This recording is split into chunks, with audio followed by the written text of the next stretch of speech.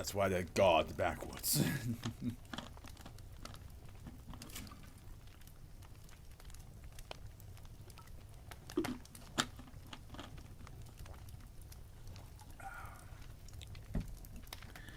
The Nexus is the next one we're gonna read.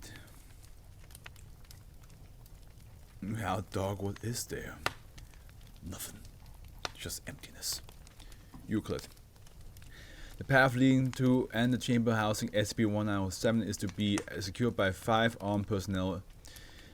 At the time, no subject other than Class D personnel are to activate SCP-1907's effect without explicit permission from 2 Level 3 researchers that have been directly assigned to SCP-1907. If not currently being utilized during testing, all bodies within the chamber housing SCP-1907 are to be removed from the area and incinerated. All comatose test subjects must be restrained during testing until further notice. No subjects are allowed to activate SCP-1907's effects more than 3 times. Every other month, a Class D subject is to be selected to activate SCP-1907's effects 4 times and have their body remain within the room containing SCP-1907. Personnel are not to interact with any bodies within the room housing SCP-1907. SCP-1907 is a 3-meter tall and 2-meter wide archway composed primarily of smooth and uniform white quartz. The object is located within the cave system in the state of Tennessee and is housed in the center of a roughly circular room approximately 7 meters in diameter, with an inclined spiral pathway connecting the area with the rest of the cave. This path and room are roughly carved out to the existing cave walls. Dozens of corpses in various stages of the cave were found along the walls of the chamber at the time of discovery and are hereby designated -A. You do not recognize the bodies under the archway. Are you saying that to me directly, or? Oh boy.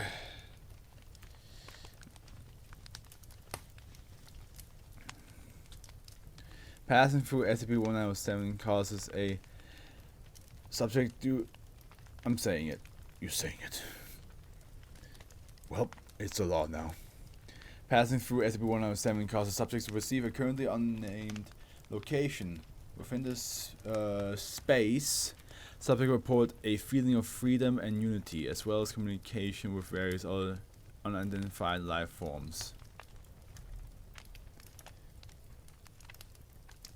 Questioning of the explicit nature of the location has revealed that nearly every individual has used the phrase "part of a whole," talking without words, and being rather than feeling in the explanation.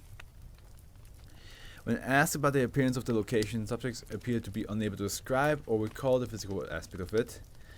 They will often express a strong desire to return to this location through SCP-1907 and a reluctance to leave the area. When a living organism passes through SCP-1907, that individual enters into a comatose state.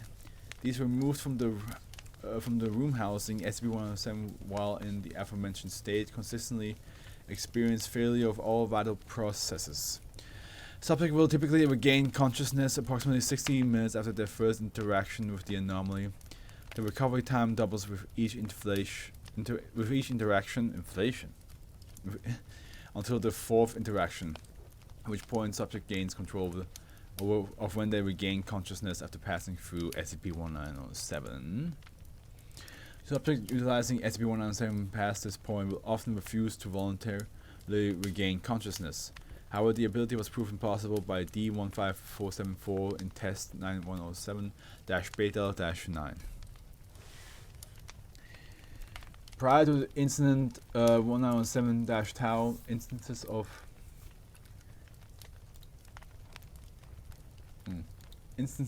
-A will become animate at random times when no living subjects were present within SCP-1907's chamber. These figures display behavior out of human norm, such as verbally communicating via clicking and whistling. using their tongues to trace patterns on each other's skin and self-disembowelment. Damn. The exact method used to animate the objects is currently under investigation. All bodies were confirmed to be deceased individuals that had been reported missing within the past 50 years, and most were at least partially decayed. Hey, Foundation, listen to Win One. You don't know where they're from, okay? It's the rule. They made it up. The issue has been observed to cease animation when a living subject enters into the area.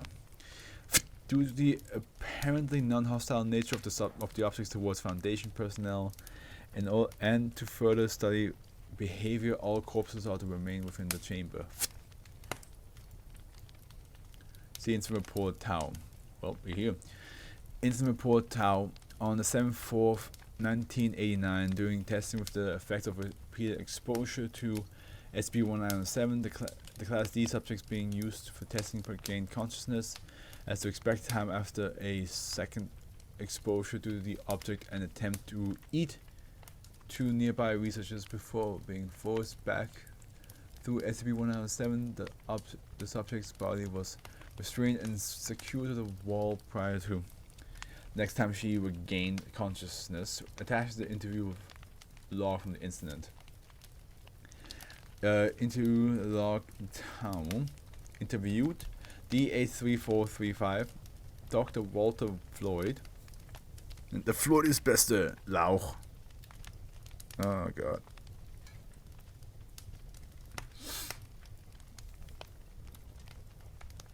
Interviewer Dr. Walter Floyd. Yep.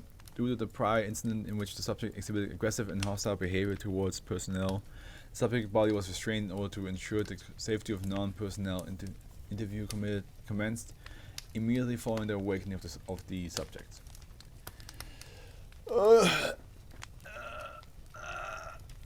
Come on, Afro, you can do it. Come on. Okay.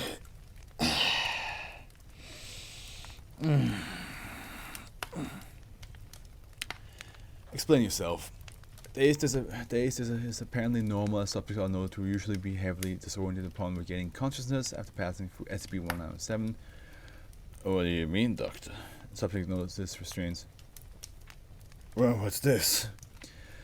D83435, you bit Agent Rhodes and Preston's neck and attempted to eat them before I shoved you back through the portal. Don't you remember? I thought it felt different. It always does when I have to come back. So sorry for fighting away. I had no idea how he behaved. I so too busy exploring everyone that I just kind of forgot about him. He didn't mean harm really. He thought you were the predators. Attempts to replicate noise. Attempts not.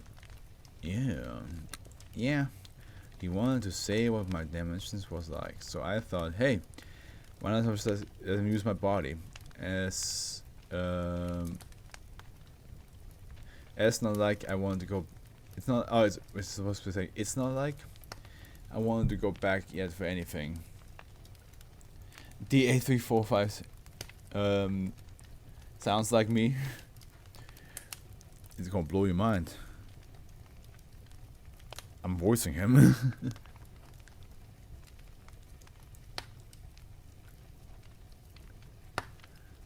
Yeah, he wanted to see what my dimension was like, so I thought, hey, why not let him just use my body? So it's not like I wanted to go back yet or anything. I'm assuming this wasn't an entity from within SCP-1907. This is right, he was just curious, that's all. He never meant any harm. Hell, I don't think he even realized that what he did was wrong.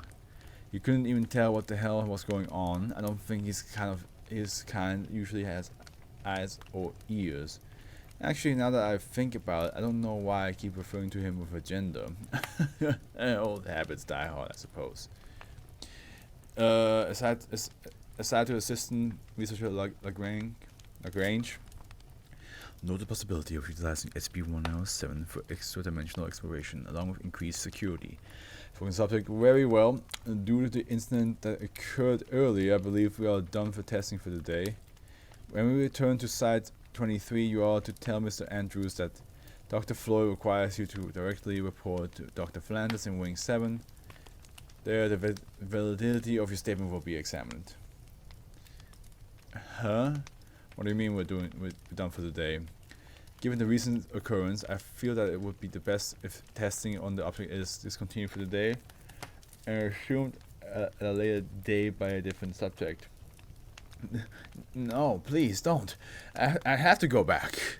I won't even show up again. You can burn this thing. Subject attempts to gesture towards her own body. Just please let me go back. Every time.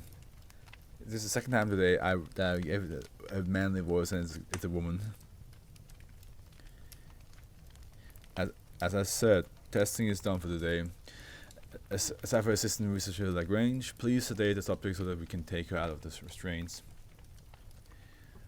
She's gonna fucking explode out of these restraints and then kill everybody.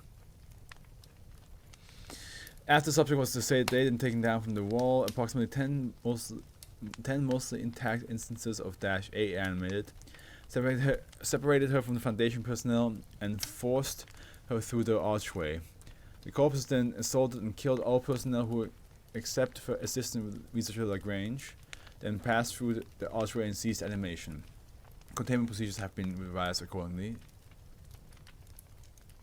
All present entities appear to be unable to perceive anything outside the boundaries of SCP-1907's chamber. And then the Upsilon on the 21st 7th, 1989. During testing, a consciousness not belonging to that of the subject inhabited the body of D46151. After the subject's first exposure to SCP-1907, said consciousness referred to itself as the guide and requested that Foundation personnel allow test subject to pass through SCP-1907 at least 4 times and that said subject's corpse be left within the room. When denied, the subject expressed disapproval and claimed that it's so much more troublesome to use the shells while the oysters are still in them, and reiterated its request. Upon denial, the subject reportedly sighed and cried out. Agent Towns, Blakeney, and Whitney, and researcher Faber and Scott began screaming for approximately 10 minutes before simultaneously seizing, dropping to the floor, and exposing the ground with their fingers, licking and attempting to bite the surroundings, and failing.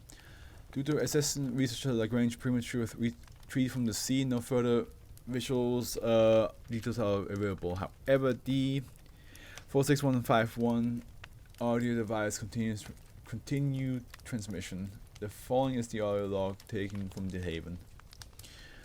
D46151. Once again, I'm deeply sorry for the delay we had, but we should be back on track now. Now, as you can tell, this will have stronger gravity than you're probably used to, so even with these healthy vehicles, it might be a little hard for you to stand up. Don't worry too much about it. Crunch. Okay. Sir, that's not food. We'll get the food world later. Blah blah blah. Ah, yes, it's always interesting to have a mouth. First time. Pause. Thought so. I have to admit, it's nice being able to talk out loud like this, but nothing really beats the connection in the Nexus, right? But it sounds excellent. Well, I think I'll let you guys explore a bit now. Yes, those eyes, don't panic, just get used to it. Then we go back to the hub. However, you have had an excellent... I hope you have an excellent experience on World 234, version 5. Okay, I am slowly not paying attention anymore while I'm reading. The Nexus.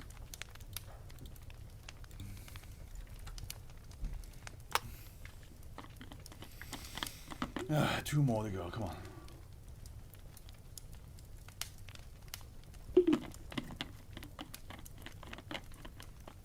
That was cool? Nice.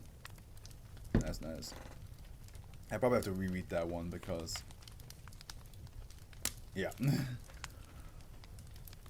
I've reached that stage.